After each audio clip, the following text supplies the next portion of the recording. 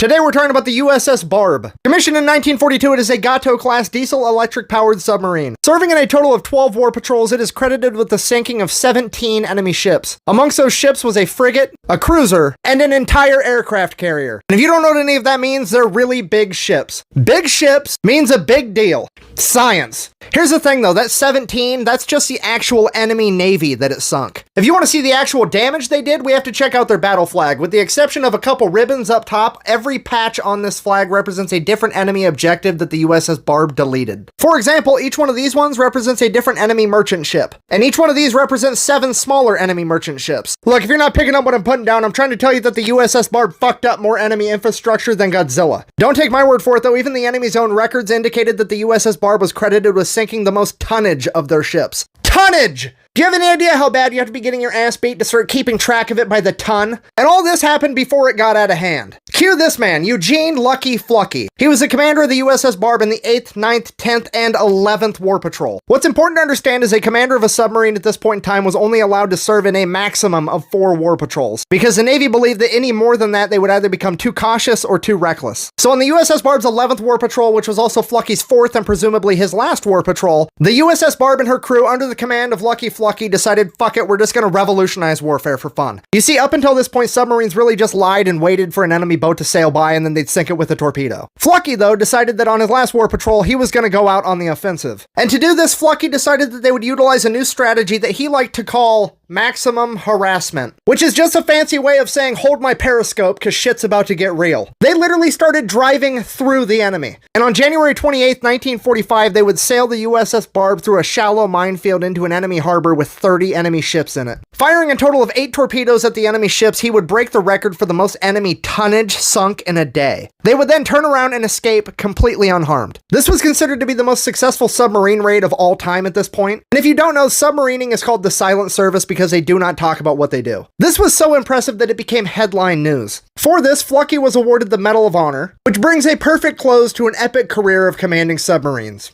right? Nah. Lucky Flucky would then request to be able to have a 5th war patrol with the USS Barb. A request that they granted him despite their fears that he would become either too conservative or too reckless. Once they granted him this 5th patrol, he immediately requested that the USS Barb be fitted with rocket launchers. Gotta set a tone. Which Uncle Sam actually agreed to because fucking America, making the USS Barb the first submarine to ever be equipped with rockets and to have the capability of attacking a target on land. The harassment just got more maximum.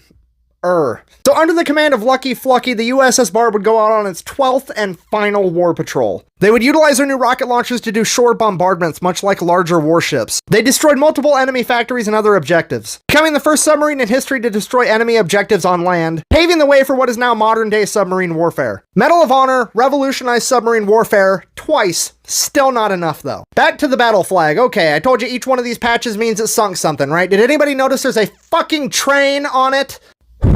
July 23rd, 1945. The USS Barb and her crew decide that spawn killing supply ships as they leave the harbor was for casuals. They're gonna put a stop to this in the loading screen. They're gonna play a little game of fluck around and find out with the train before it can even drop off its cargo to the ships. But there's a catch. Getting close enough to use the rocket launchers will almost certainly get them caught. So they hatch a plan that they're going to send a small group of men ashore on a little raft. These men would then booby-trap the train tracks with a 55-pound scuttling charge, blowing up the train. And if you don't know, a scuttling charge is an explosive that a ship has on it in case it needs to sink itself to prevent it from falling into enemy hands. Big, very big boom. But there's a problem with that. To detonate it, they can't use a timer because the timing of the train is unpredictable. And they're not willing to leave a man behind to set it off manually. So they seek the help of the man that I can only assume is the most beautiful, slightly alcoholic, broom-fearing man on the USS Barb, the Electrician. He's able to cook up a homemade pressure switch that they can put underneath the railroad tie, so when the train drives by, it'll put enough pressure that it'll detonate the scuttling charge. So the small team goes out, makes it to land, sets the charge, becoming the first and only Americans to actually officially invade the main islands of Japan during World War II. They then get back in the raft and head back to the USS Barb,